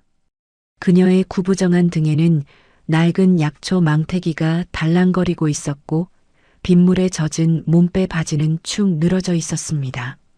하지만 도영의 눈에는 그 뒷모습이 세상에서 가장 거대하고 든든한 방패처럼 보였습니다. 도영은 비틀거리는 다리를 이끌고 연하의 뒤를 쫓았습니다. 빗줄기는 여전히 거세게 쏟아지고 있었지만 더 이상 춥거나 무섭지 않았습니다. 같이 가요, 여보. 도영이 소리치며 따라붙자 연하는 피식 웃으며 걸음을 조금 늦췄습니다. 두 사람의 그림자가 번개가 칠 때마다 하나로 겹쳐지며 산길을 내려갔습니다. 그 뒤로 줄줄이 밧줄에 묶인 채 고개를 푹 숙이고 따라오는 최 실장과 용병들의 행렬이 진풍경을 연출했습니다. 마치 소풍 나온 유치원생들을 인솔하는 선생님처럼 연하는 가끔 뒤를 돌아보며 똑바로 안 따라와? 라고 호통을 쳤습니다. 통나무집으로 돌아온 연하는 젖은 옷을 갈아입을 새도 없이 부엌으로 향했습니다. 씻고 나와요. 밥 먹게. 도영은 자신의 귀를 의심했습니다. 방금 죽을 고비를 넘기고 돌아왔는데 이 여자는 또 밥 타령이었습니다. 지금 밥이 넘어갑니까? 경찰에 신고부터 해야죠. 도영의 항변에 연하는 아궁이에 불을 지피며 담담하게 대답했습니다. 신고는 아까 했고 경찰 오려면 한참 걸려요. 산사태 때문에 도로가 끊겼을 테니까. 그동안 저것들 감시하려면 배부터 채워야지. 연화의 말대로 밖은 여전히 폭우가 쏟아지고 있었습니다. 연화는 커다란 양은 냄비를 꺼내 물을 받았습니다. 메뉴는 콩나물국이에요. 비 맞았으니까 얼큰하게. 도영은 멍하니 서 있다가 부엌 한 구석에 쭈그리고 앉아 불을 지피는 연화의 옆모습을 바라보았습니다. 타닥타닥 타오르는 장작불빛이 그녀의 얼굴을 붉게 비추고 있었습니다. 평범한 시골 아낙네의 얼굴이었지만 도영은 이제 압니다. 저 얼굴 뒤에 숨겨진 전설적인 과거와 강인한 영혼을요. 이 여자, 진짜다. 도영은 마른 침을 삼켰습니다. 재벌가의 가식적인 관계와 암투 속에서 살아온 그에게 연화의 투박하지만 진실한 생존 방식은 신선한 충격이었습니다. 도영은 조용히 수건을 집어들고 연화의 젖은 머리를 털어주기 시작했습니다. 뭐 하는 거예요? 연화가 놀라 고개를 돌렸습니다. 도영은 쑥스러운 듯 시선을 피하며 중얼거렸습니다. 당신도 비 맞았잖아요. 감기 들면 밥 해줄 사람 없으니까. 연화는 잠시 도영을 빤히 쳐다보더니 싱겁긴 하고는 다시 아궁이 쪽으로 고개를 돌렸습니다. 하지만 그녀의 입가에는 옅은 미소가 번져 있었습니다. 장작불이 활활 타오르며 젖은 두 사람의 몸과 마음을 따뜻하게 데워주었습니다. 마당에는 포승줄에 묶인 용병들이 비를 맞으며 벌을 서고 있었지만 방 안에는 기묘한 평화와 함께 새로운 감정이 싹트고 있었습니다. 그것은 단순한 고마움을 넘어선 생사를 함께한 전우회이자 서로를 인정하기 시작한 부부의 정이었습니다. 빗소리가 자장가처럼 들리는 밤, 설악산의 통나무집은 세상에서 가장 안전한 요새가 되어 두 사람을 품어주었습니다. 밤새 산을 뒤흔들던 폭풍우가 거짓말처럼 물러가고 설악산의 아침은 눈이 시릴 만큼 투명한 햇살과 함께 밝아왔습니다. 빗물에 씻긴 나뭇잎들이 보석처럼 반짝였지만 통나무집 앞마당의 풍경은 그야말로 처참하면서도 기묘한 희극이었습니다. 마당 한가운데에 있는 커다란 감나무 밑 대한민국 최고의 해결사라 불리던 최 실장과 그의 정예 용병 17명이 밧줄 하나에 줄줄이 엮여 있었습니다. 마치 명절 선물 세트에 들어있는 굴비 두름처럼 그들은 퉁퉁 부은 얼굴로 꾸벅꾸벅 졸고 있었습니다. 밤새 내린 비를 쫄딱 맞은 그들의 몰골은 물에 빠진 생쥐꼴이 따로 없었죠. 아이고, 우리 실장님. 간밤에 안녕히 주무셨습니까? 상쾌한 목소리의 주인공은 강도영이었습니다. 그는 툇마루에서 기지개를 켜며 짐짓 거만한 표정으로 묶여있는 최 실장 앞으로 다가갔습니다. 어제까지만 해도 살려달라고 빌던 도영의 모습은 온데간데 없었습니다. 그는 뒷짐을 지고 최 실장의 코앞에서 혀를 찼습니다. 쯧쯧. 감히 회장님 남편을 건드리면 어떻게 되는지 이제 좀 감이 오시나? 이게 다 교육이 부족해서 그런 거야, 교육이. 최 실장은 굴욕감에 이를 갈았지만 입에 재갈이 물려 있어 읍 하는 신음소리밖에 내지 못했습니다.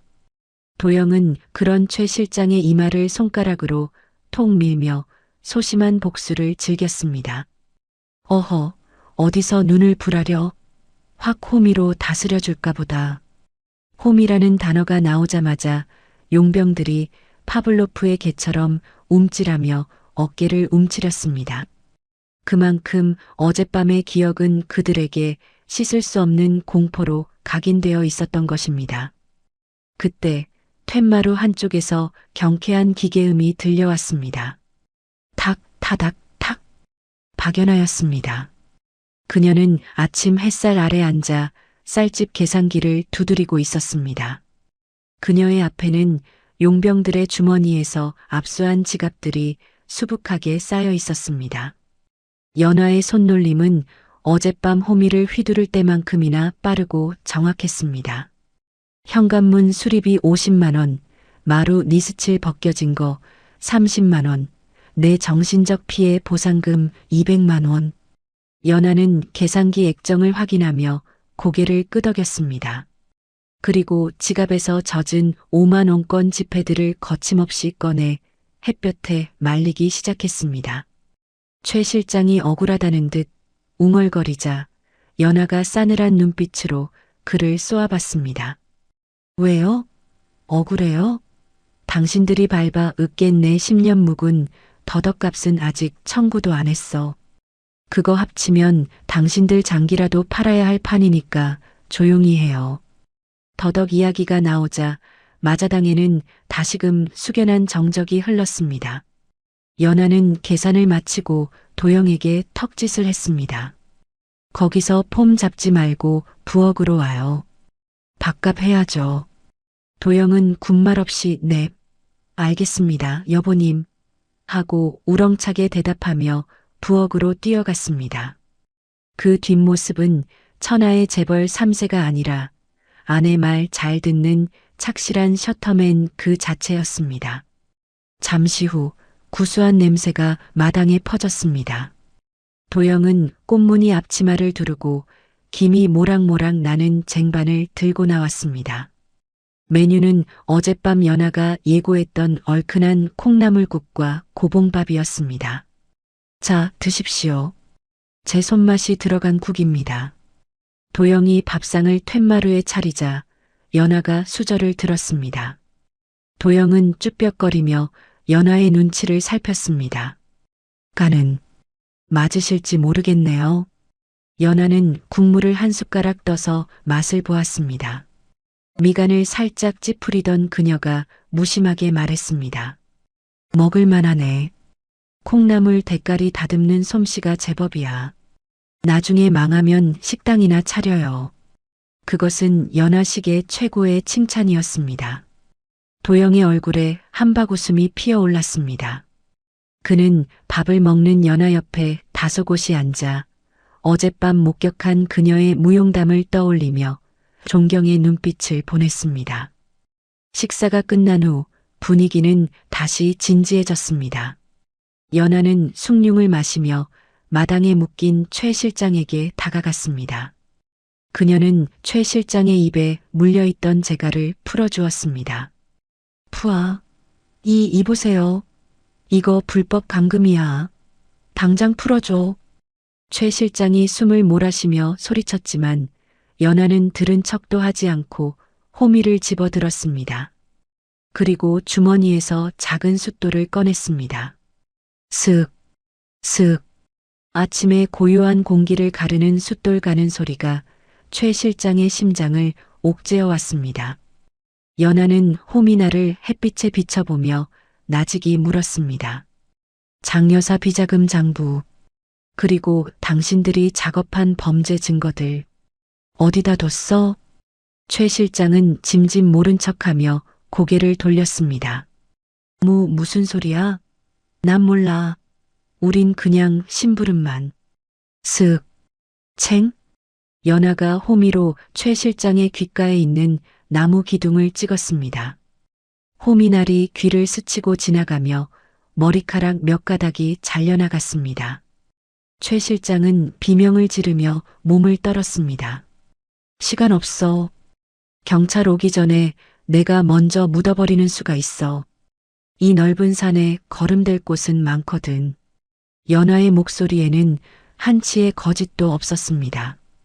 그녀라면 정말로 자신을 텃밭의 걸음으로 쓸 수도 있다는 공포가 최 실장을 지배했습니다. 말할게. 말한다고. 제발 그 호미 좀 치워. 결국 최 실장은 무너졌습니다. 그는 덜덜 떨며 비밀 금고의 위치와 비밀번호, 그리고 증거가 담긴 USB의 은닉 장소를 술술 실토했습니다. 도영은 옆에서 수첩을 꺼내 그 내용을 꼼꼼하게 받아 적었습니다. 모든 자백을 받아낸 도영의 손이 부들부들 떨렸습니다. 계모가 자신을 죽이려 했던 구체적인 계획과 회사를 집어삼키기 위해 저지른 비리들이 너무나 추악했기 때문입니다. 도영은 수첩을 집어 던지며 벌떡 일어났습니다. 용서 못해. 당장 서울로 가겠어. 가서 그 여자를 죽여버릴 거야. 도영이 이성을 잃고 길길이 날뛰자 연아가 조용히 그의 옷자락을 잡아 앉혔습니다. 앉아요. 국물 식는다. 지금 밥이 문제입니까? 저것들이 우리 어머니, 아버지를 속이고. 그러니까 앉으라고요. 연아의 단호한 눈빛에 도영은 억눌린 숨을 토하며 자리에 주저앉았습니다. 연아는 도영에게 따뜻한 숭늉 그릇을 밀어주며 차분하게 말했습니다. 흥분해서 덤비면 져요. 어젯밤에 봤죠? 힘으로만 덤비던 저 곰 같은 놈이 어떻게 됐는지.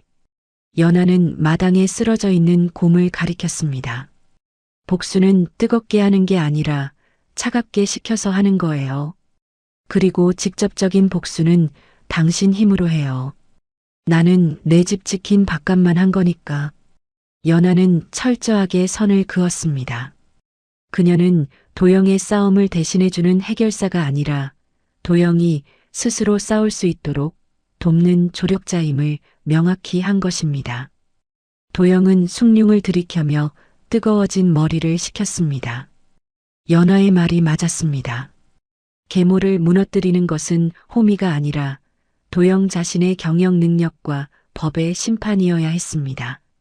알겠습니다. 명심할게요. 도영의 눈빛이 한층 깊고 단단해졌습니다. 신문을 마친 연아는 창고 깊숙한 곳으로 들어갔습니다. 잠시 후 그녀는 먼지가 뽀얗게 앉은 구형 무전기 하나를 들고 나왔습니다. 10년 전 은퇴할 때 챙겨왔던 국정원 비상 채널과 연결되는 장비였습니다. 치익. 여기는 바이퍼. 수신하나. 연아가 무전기에 대고 말하자 도영은 눈을 동그랗게 떴습니다. 촌스러운 몸빼 아줌마의 입에서 나온 바이퍼라는 코드명이 주는 이질감이 상당했기 때문입니다. 바이퍼? 설마 박 교관님? 살아계셨습니까? 무전기 너머에서 감격에 겨운 남자의 목소리가 들려왔습니다. 과거 연화의 부관이었던 지금은 고위 간부가 된 후배였습니다. 안부는 나중에 하고. 여기 설악산인데 대형 쓰레기들이 좀 많다. 분리수거 차량? 아니, 호송차 좀 넉넉하게 보내. 헬기도 한 대 띄우고. 연아는 마치 중국집에 짜장면 배달시키듯 무심하게 지원 요청을 했습니다. 예, 알겠습니다. 즉시 출동하겠습니다. 좌표 불러주십시오. 연아는 익숙하게 좌표를 불러주고 무전기를 껐습니다. 그녀는 도영을 보며 어깨를 으쓱했습니다. 됐죠? 이제 뒤처리는 나라에서 해줄 거예요. 도영은 입을 다물지 못했습니다. 계모의 사설 경호팀도 경찰도 믿지 못해 불안했던 마음이 연화의 전화 한 통으로 완벽하게 해소되었습니다. 와, 당신 정말 대단한 사람이었군요. 도영의 진심 어린 감탄에 연화는 코웃음을 쳤습니다. 대단하긴요.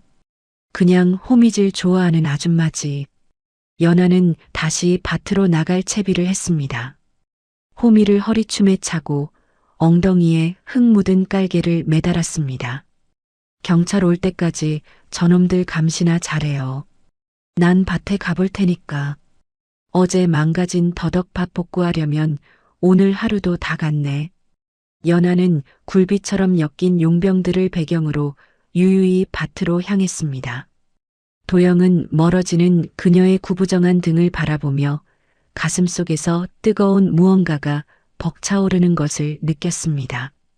그것은 사랑이기도 했고 존경이기도 했으며 무엇보다 자신의 인생을 송두리째 바꿀 거대한 깨달음이었습니다. 그래, 호미처럼 묵묵하고 단단하게 파고들어야 해. 요란한 겉멋이 아니라 실속 있는 한 방으로. 도영은 주먹을 불끈 쥐었습니다. 이 위장 결혼은 그에게 단순한 피신처가 아니었습니다. 그것은 재벌 3세 강도영이 진정한 오너로 다시 태어나기 위한 인생의 사관학교였습니다. 마당에 묶인 최 실장은 도영의 눈빛이 어제와는 완전히 달라져 있음을 느끼고 본능적으로 몸을 떨었습니다. 늑대 소굴에서 살아남은 양은 더 이상 순한 양이 아니었으니까요.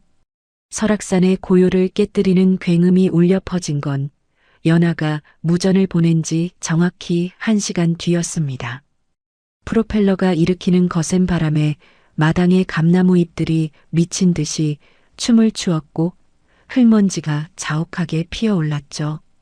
검은색 선글라스를 끼고 방탄조끼로 무장한 국정원 요원들과 경찰 특공대가 헬기에서 레페를 타고 쏟아져 내려왔습니다.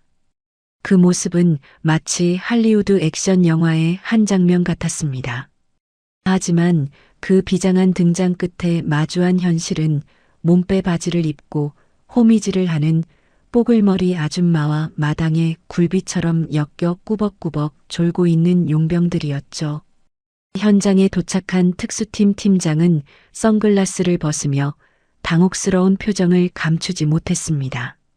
하지만 연하가 고개를 들어 그를 바라보자 팀장의 눈빛은 순식간에 경외감으로 바뀌었습니다. 그는 절도 있게 거수경례를 올렸습니다.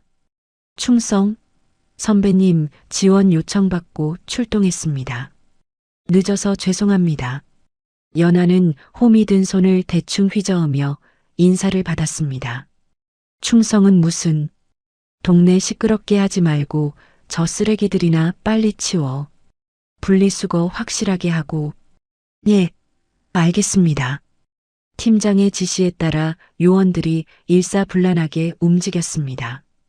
최 실장과 용병들은 포승줄에 묶인 채 줄줄이 호송차와 헬기에 실려갔습니다. 최 실장은 끌려가면서도 연하 쪽을 힐끔거리며 안도의 한숨을 내쉬었습니다.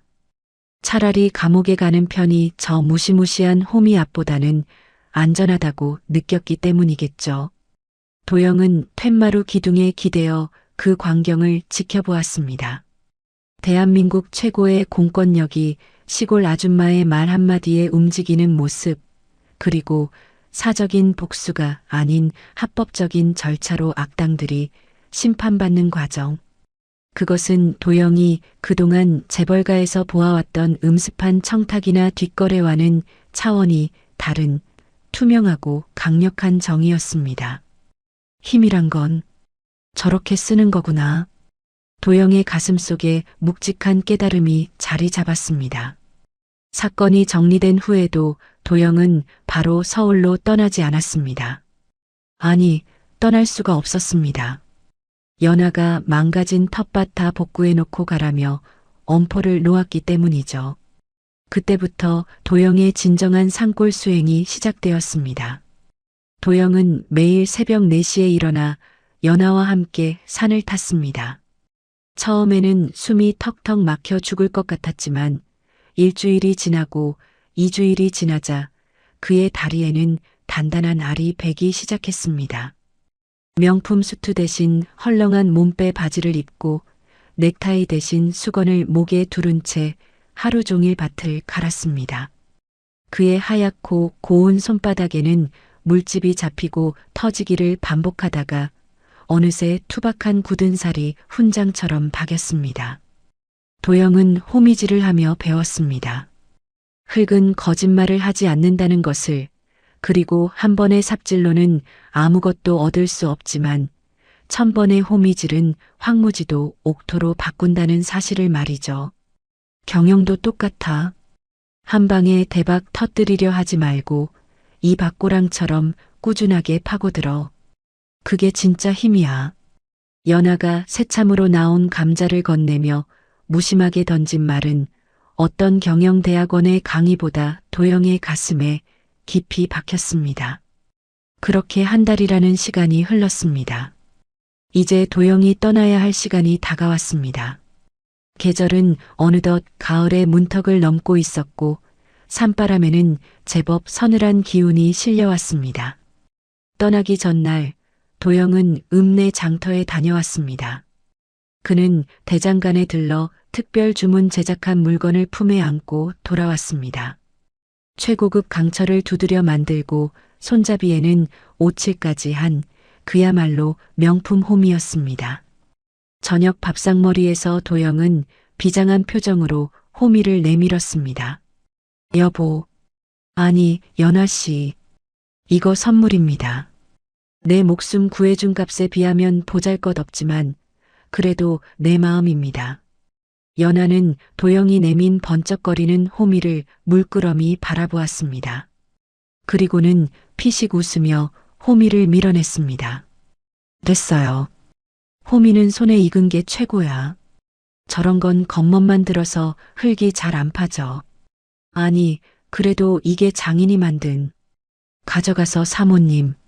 아니, 장여사 잡는 데나 써요. 내 호미는 내가 알아서 할 테니까. 연하의 단호한 거절에 도영은 머쓱하게 호미를 거두었습니다. 하지만 서운하지는 않았습니다. 거칠애보다는 본질을 중요시하는 그녀다운 대답이었으니까요. 연하는 자리에서 일어나 장롱문을 열었습니다. 그리고 신문지에 뚫뚫 말아놓은 무언가를 도영이 앞에 툭 던졌습니다. 흙이 잔뜩 묻은 뭉치였습니다. 이게 뭡니까? 펴봐요. 도영이 조심스럽게 신문지를 펴자 쌉싸름한 향기가 코를 찔렀습니다. 흙 속에 파묻혀 있던 것은 어른 손가락 굵기의 산삼한 뿌리였습니다. 잔뿌리 하나 다치지 않게 캔 누가 봐도 귀한 물건이었습니다. 도영의 눈이 휘둥그레졌습니다. 이거 산삼 아닙니까? 엄청 비쌀 텐데. 오다 주었어요. 서울 가면 전쟁터일 텐데 이거라도 씹어먹고 힘내요. 가서 빌빌거리다 지면 내 얼굴에 먹칠하는 거니까. 연하는 쑥스러운지 짐짓퉁명스럽게 말하며 고개를 돌렸습니다. 오다 주었다기에는 너무나 정성스럽게 캔 흔적이 역력했습니다. 도영의 눈시울이 붉어졌습니다. 자신을 구박하고 부려먹었지만 누구보다 자신을 걱정해주는 연하의 진심이 느껴졌기 때문입니다. 고맙습니다. 정말 고맙습니다. 이 은혜 평생 잊지 않겠습니다. 도영은 산삼을 소중하게 품에 안았습니다. 연하는 밥값은 해야지라고 중얼거리며 애써 덤덤한 표정을 지었습니다. 다음 날 아침 이별의 순간이 찾아왔습니다. 도영은 한 달 만에 다시 말끔한 수트를 차려입었습니다. 하지만 발에는 구두가 없었습니다. 빗물과 진흙에 젖어 망가진 명품 구두는 이미 쓰레기통에 들어간 지 오래였죠. 도영이 맨발로 툇마루에 서서 난처해하고 있을 때 연하가 툭 하고 무언가를 던져주었습니다. 시장에서 파는 5,000원짜리 털신이었습니다. 안감에 인조털이 복슬복슬하게 들어간 촌스럽기 그지없는 검은색 고무신이었죠. 구두는 다 버렸고 그거 신고 가요. 산길 내려가려면 그게 제일 편해. 연하는 이미 밭으로 나갈 채비를 마친 상태였습니다. 도영은 수트에 털신이라는 전무후무한 패션을 완성하고 비장한 표정으로 신발을 구겨 신었습니다. 발바닥에 닿는 푹신하고 따뜻한 감촉이 마치 연하의 마음 같았습니다. 다녀오겠습니다. 여보. 도영이 씩씩하게 인사했지만 연하는 밭고랑에 쭈그리고 앉아 호미질만 할 뿐 뒤도 돌아보지 않았습니다. 가든지 말든지 올 때 믹스 커피나 사오든가. 그녀의 목소리는 덤덤했지만 호미를 쥔 손끝이 미세하게 떨리고 있었습니다. 도영은 그런 그녀의 좁은 등을 향해 깊숙이 허리 숙여 큰 절을 올렸습니다. 그리고 반드시 다시 오겠습니다라고 작게 중얼거린 뒤 산길을 내려가기 시작했습니다. 산 아래 비포장도로 끝에는 김부장 대신 새로 온 충직한 비서진들이 대기하고 있었습니다. 검은색 리무진들이 줄지어 서 있는 풍경은 도영이 다시 원래의 세계로 돌아왔음을 실감하게 했습니다. 수행원들은 털신을 신고 내려오는 도영의 기괴한 모습에 당황했지만 도영의 눈빛이 예전과 달리 너무나 형형하고 단단해져 있어 감히 웃지 못했습니다. 회장님 모시러 왔습니다. 새로운 비서실장이 정중하게 문을 열었습니다. 도영은 차에 오르기 전 마지막으로 뒤를 돌아산 중턱의 통나무집을 올려다보았습니다. 굴뚝에서 아침밥 짓는 연기가 모락모락 피어오르고 있었습니다. 차에 오른 도영은 뒷좌석에 놓인 자신의 가죽 가방을 열었습니다. 서울로 가져갈 짐을 정리하려던 참이었습니다.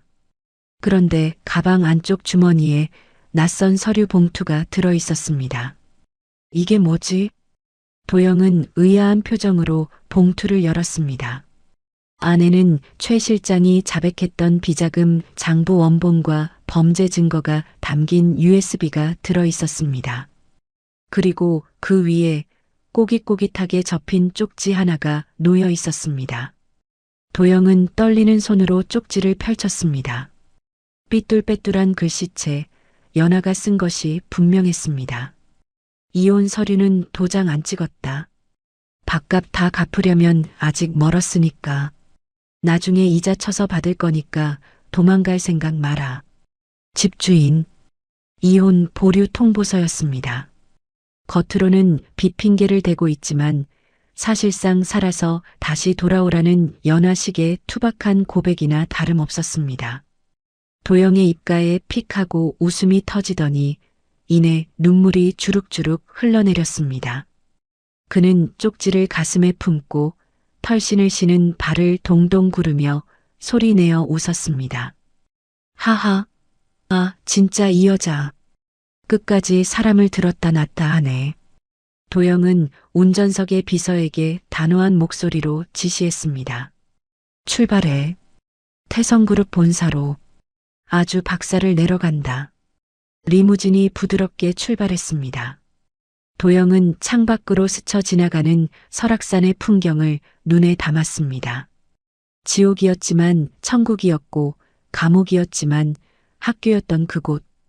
도영의 가슴 속에는 산삼보다 더 강력한 에너지가 꿈틀거리고 있었습니다. 그리고 그의 품에는 수천억 원의 가치가 있는 비자금 장부보다 더 소중한 집주인의 쪽지가 따뜻하게 숨쉬고 있었습니다. 서울의 빌딩 숲을 향해 달리는 도영의 눈빛은 더 이상 도망자의 그것이 아니었습니다.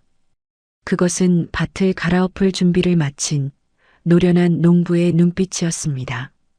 서울의 가을 하늘이 유난히 높고 푸르던 날 대한민국 재계의 심장부인 태성그룹 본사 대강당은 폭풍전야 같은 긴장감에 휩싸여 있었습니다.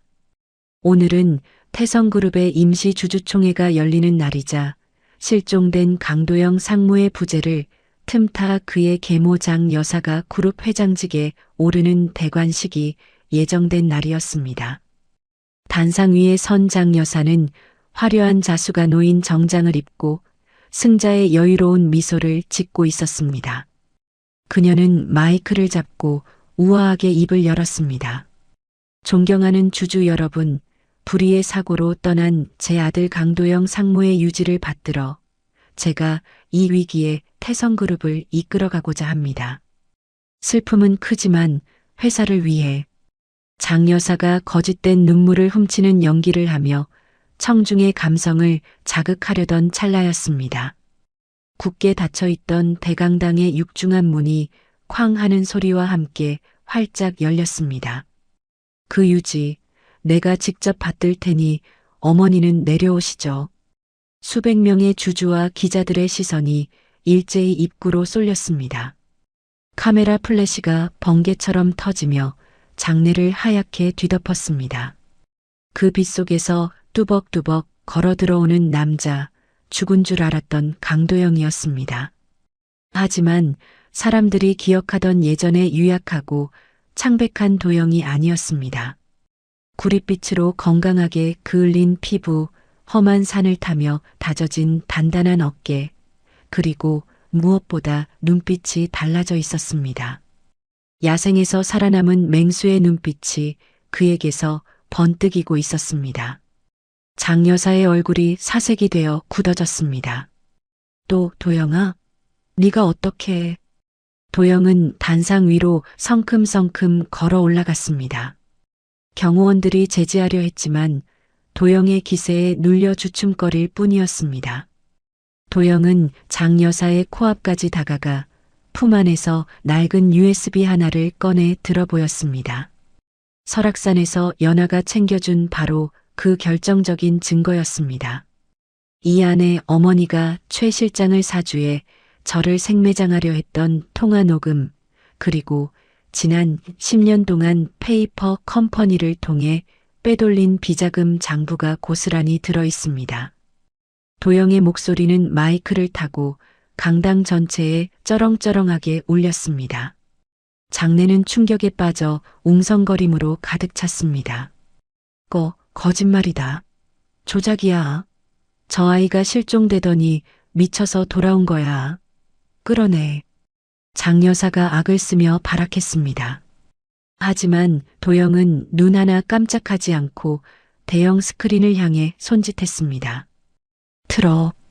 스크린에는 최 실장이 흑투성이가 된 채 범행을 자백하는 영상이 적나라하게 재생되었습니다. 장 여사의 추악한 민낯이 천하에 드러나는 순간이었습니다. 곧이어 대기하고 있던 검찰 수사관들이 들이닥쳤고 장 여사는 비명을 지르며 연행되었습니다. 도영은 아수라장이 된 주주총회장을 정리하고 다시 마이크 앞에 섰습니다. 그는 화려한 비전이나 거창한 경영 철학 대신 주머니에서 흙 묻은 무언가를 꺼내 탁자 위에 올려놓았습니다. 그것은 연하가 쓰던 낡고 녹슨 홈이었습니다. 좌중이 의아해하며 술렁거렸습니다. 재벌 총수의 취임 연설에 홈이라니요. 도영은 호미를 어루만지며 담담하게 입을 열었습니다. 저는 지난 몇 달간 설악산 골짜기에서 죽음의 문턱을 넘나들었습니다. 그곳에서 저를 살린 것은 최첨단 기술도 막대한 자본도 아니었습니다. 바로 이 투박한 호미 한 자루와 묵묵히 땅을 파는 끈기였습니다. 도영의 눈시울이 붉어졌습니다. 그의 머릿속에 비 오는 날 빗속을 뚫고 자신을 구하러 왔던 연하의 모습이 스쳐 지나갔습니다. 잡초는 한 번에 뽑히지 않습니다. 호미로 뿌리까지 파내야 비로소 사라집니다. 경영도 마찬가지입니다. 요행을 바라지 않고 호미질하듯 정직하고 끈질기게 기업의 병폐를 도려내겠습니다. 이것이 제가 배운 호미 경영입니다. 도영의 진심 어린 연설이 끝나자 잠시 정적이 흐르던 강당에서 우레와 같은 박수가 터져 나왔습니다.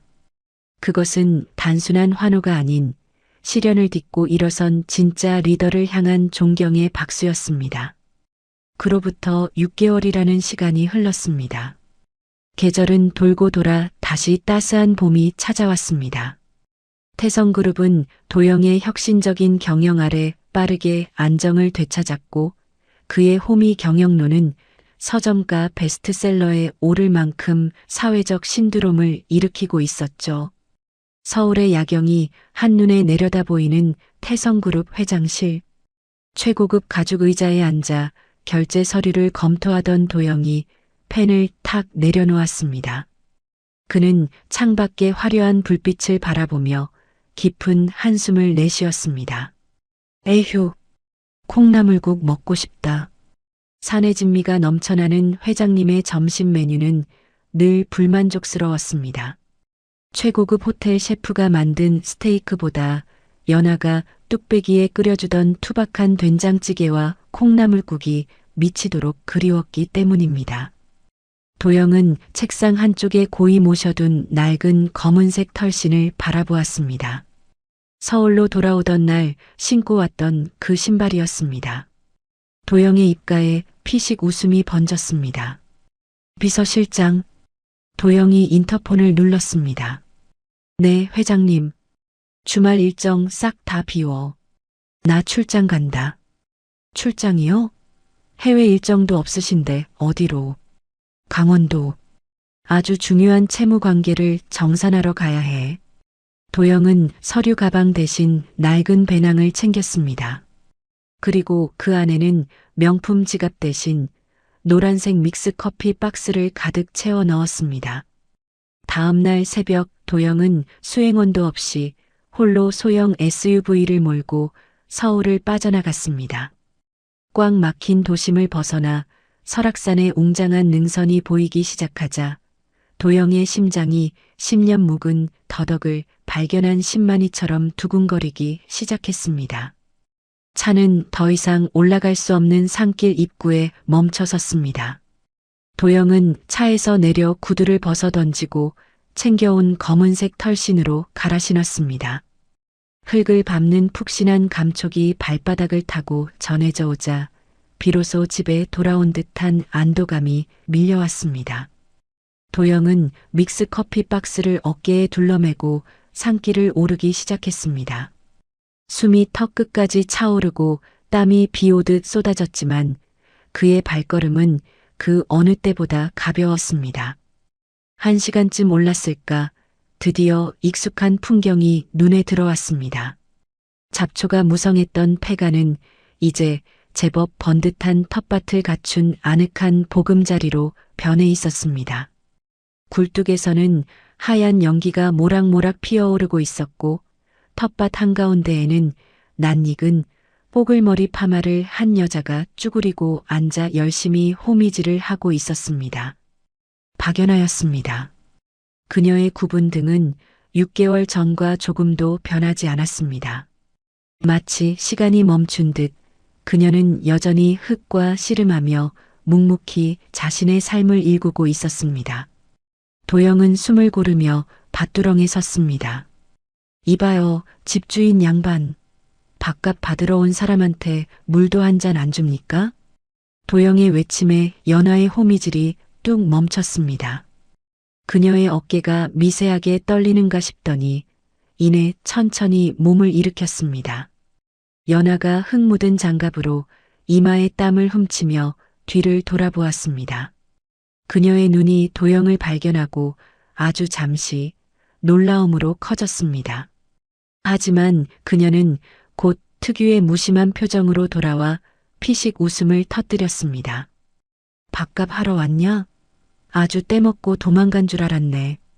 도영은 배낭을 툇마루에 툭 던져두고 익숙하게 호미 하나를 집어들었습니다. 그리고 성큼성큼 밭으로 걸어 들어가 연화의 옆에 쪼그리고 앉았습니다. 회장직 그거 해보니까 적성에 안 맞더라고요. 나는 영 체질이 머슴인가 봐요, 여보.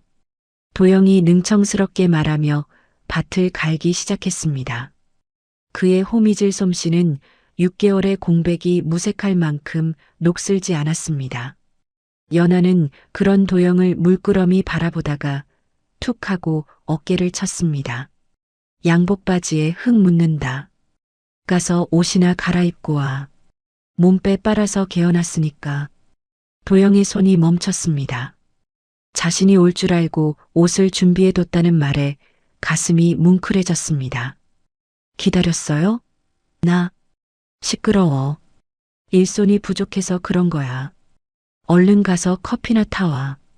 달달하게. 연하는 쑥스러운 듯 고개를 돌리고 다시 호미질에 열중했습니다. 도영은 환하게 웃으며 네, 알겠습니다, 마님. 하고 소리치고는 부엌으로 뛰어갔습니다. 잠시 후 두 사람은 툇마루에 나란히 앉아 종이컵에 탄 믹스 커피를 호호 불며 마시고 있었습니다. 눈앞에는 설악산의 장엄한 능선이 붉은 노을에 물들어가고 있었고 숲에서는 산새들의 평화로운 지저김이 들려왔습니다. 수천억 원이 오가는 회장실보다 지금 이 낡은 툇마루에서 마시는 믹스 커피 한 잔이 도영에게는 훨씬 더 달콤하고 행복했습니다. 안 갈 거죠? 다시는. 연하가 넌지시 물었습니다. 도영은 커피를 한 모금 마시고 연하의 손을 잡았습니다. 거칠고 투박하지만 세상에서 가장 따뜻한 손이었습니다. 가긴 어딜 가요. 여기가 내 집인데. 출퇴근할 거예요. 여기서. 헬기 타고. 미친놈. 기름값 아까우게 무슨 헬기야. 연하가 타박을 주었지만 그녀의 손은 도영의 손을 뿌리치지 않고 꽉 맞잡았습니다. 두 사람의 그림자가 툇마루 위로 길게 늘어졌습니다. 그 뒤편 방문 옆 벽에 걸린 혼인관계 증명서 액자가 산바람에 살랑거렸습니다. 위장 결혼으로 시작된 계약서였지만 이제는 그 어떤 서약서보다 단단한 진짜 부부의 증표가 되어 그들을 지켜주고 있었습니다.